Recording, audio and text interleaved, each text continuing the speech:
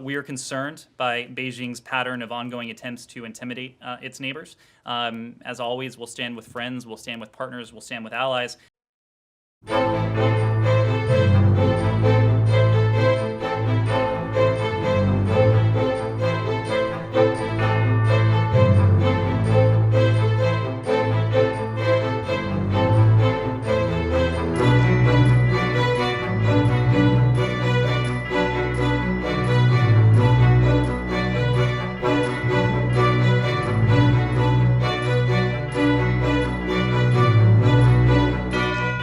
Secretary Blinken today spoke with his Indian counterpart, Foreign Minister Jaishankar.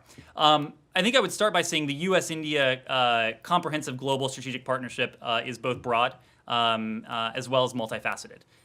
We'll continue to engage at the highest levels of our government to deepen cooperation on many fronts, and we are confident that the strong and upward trajectory of our partnership will in fact continue.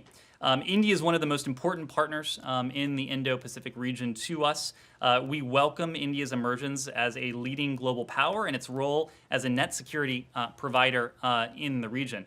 We cooperate on a wide range of diplomatic and security issues, including defense, non-proliferation, regional cooperation in the Indo-Pacific, counterterrorism, peacekeeping, the environment, health, education, technology, agriculture, space, and oceans. And of course, that list is not exhaustive.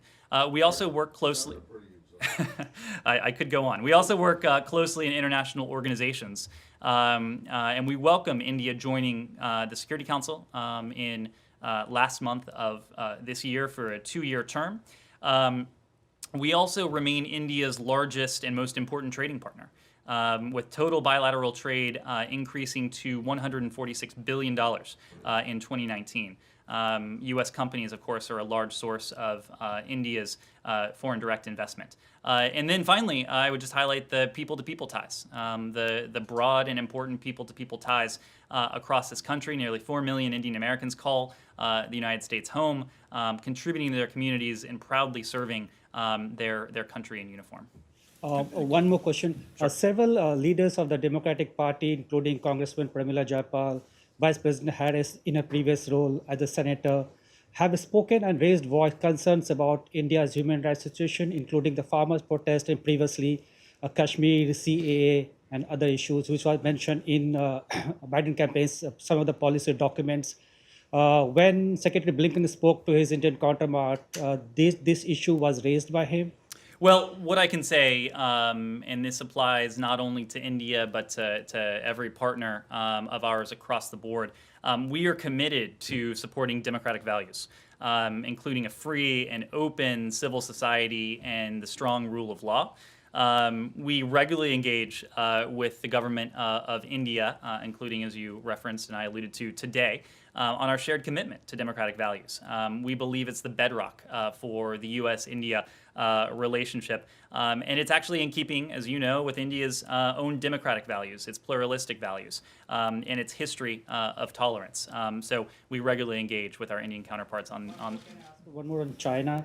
In the last 1 year, China has aggressively tried to intrude upon and encroach upon Indian territories.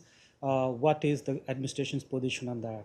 Well, we're closely monitoring the situation. We note the ongoing talks between the governments of India and China, and we continue to support direct dialogue and a peaceful resolution of those border disputes. We are concerned by Beijing's pattern of ongoing attempts to intimidate its neighbors. As always, we'll stand with friends, we'll stand with partners, we'll stand with allies to advance our shared prosperity, security, and values in this case, the Indo-Pacific.